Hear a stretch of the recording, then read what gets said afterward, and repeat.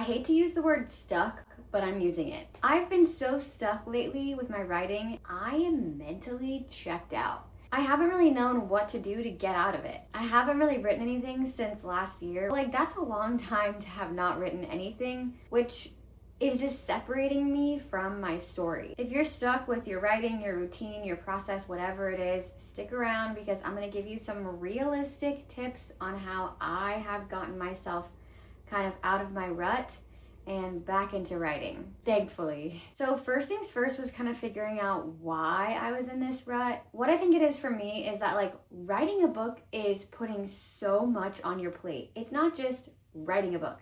It is plotting, outlining, making to-do lists, writing scenes, writing chapters, fleshing out characters. There's so many things you have to do, setting up your Scrivener, setting up Google Docs. There's so many little tasks to do within like the starting process of it that I kind of just got like a little paralyzed. Granted, I did write approximately 10,000 words until I kind of hit my wall. And I think it's because I was getting to a point where I needed to finish fleshing out the outline. I needed to get these details, but then it just seemed like everything all at once and I just kind of froze. This is gonna sound so basic, but it actually helped me. My dog's gonna join us. Really, all I've done is taken all the tasks and broken them down into smaller pieces so that I'm not looking at the entire thing and going, oh my gosh, this is too much to do, I can't do it. I'm looking at it now as one piece at a time. This did take me a bit to sit and do, but I feel like putting this time in is valuable because it's going to hopefully help me to continue this momentum in the future if this happens again. I watched a video recently of one of my favorite creators. She does this as just part of her routine.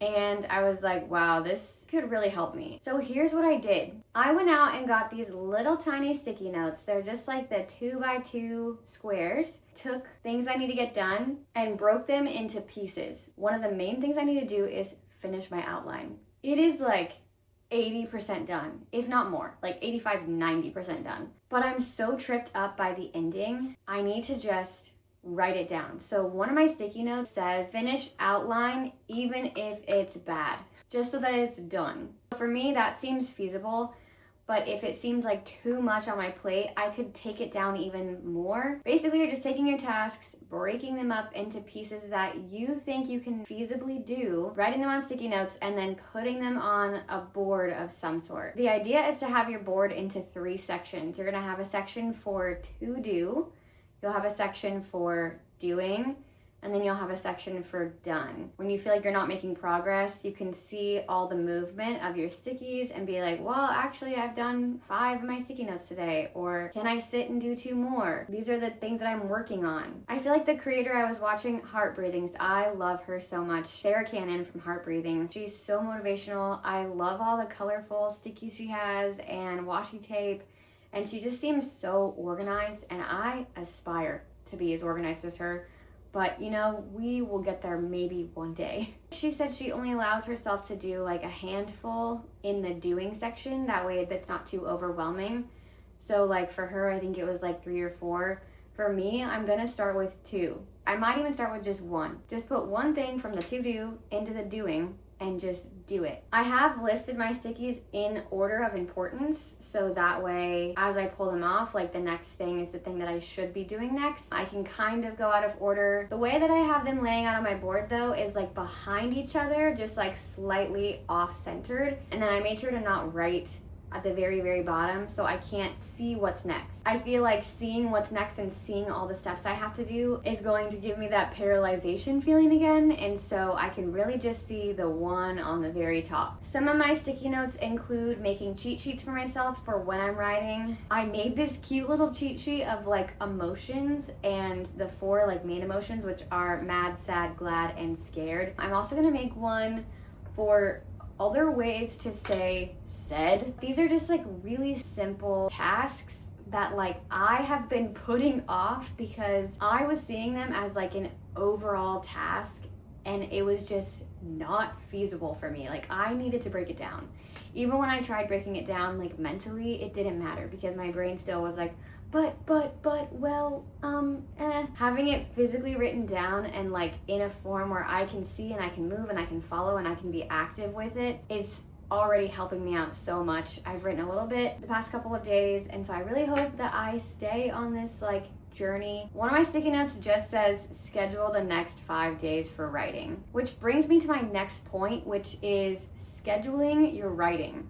Whether you have a consistent schedule, whether your schedule is kind of chaotic like mine, I don't have a set schedule every day. Like I'm not like an 8 to 5, 9 to 6, like I was, and then some things happened and now I am not. And so that has been like a lot of my frustration with like sitting down to write, finding time to make videos, to edit, to do all the things I want to do. My time is no longer like scheduled and regimented, which I need a schedule. I thrive off consistency, and this just threw a huge wrench into my schedule. Like today, for example, I worked 5 a.m. until 12:30, even though I'm gonna crash out earlier than normal probably because I've been up since 5 a.m. But tomorrow I don't go into work until 9.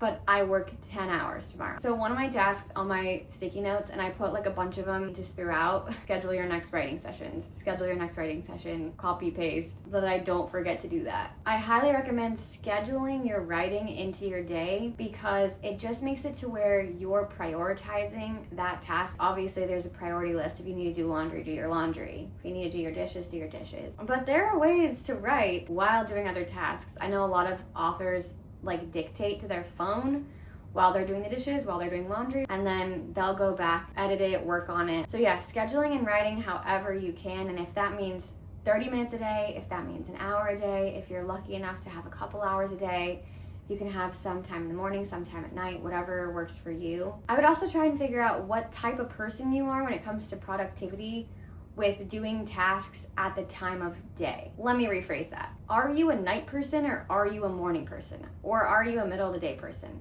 I would love to be a morning person. I love mornings. I think they're so calm and peaceful. I am not a morning person. I have tried to be a morning person and it does not matter. I get all of my energy, all of my creative ideas, all of my things done at night, unfortunately. So I have had to shift to like waking up early and writing before work to writing after work or writing during work if I have like moments. Yes, I can write during work sometimes. It's pretty cool. Another thing you can do is switch up where you are. I think I was also just sick of sitting on my couch and writing in the same spot that I write every single day. I have a desk and I would move to my desk and that would help, but then I would go between the two. I've set up kind of other places within my house, like I can write in my bed, I can write at my desk, I can write in this chair. I got this little table so I can sit here and write next to my books, which is so fun. I can write in the living room. There's like a little bench outside my door I can sit at. I can go outside. That's a handful of places I can go to write just in my house. If you don't have that, you could go to coffee shops, go to the park, go wherever you feel comfortable, wherever you feel safe, wherever you can kind of spread your stuff out. I pretty much needed a table about this size for every session. I hope this helps you a little bit if you're stuck like I was. I'm not gonna say that I'm unstuck, but I'm definitely on an upward path to not being stuck. I feel like we're always gonna get stuck, but like having the tools to get yourself out of it quickly is very useful. Hopefully they will last. As you saw, my setup is not professional. It's big note cards and little sticky notes and thumbtacks. That's it. You could do this so many different ways, but just start with 5 sticky notes. If that's all you can get through today or in the next couple of minutes, in the next hour, write down at least 5. I guarantee you, you're gonna write 5 and then you're gonna keep going because you're gonna feel that momentum. And that is all you need to get yourself toward the path of being unstuck. See ya.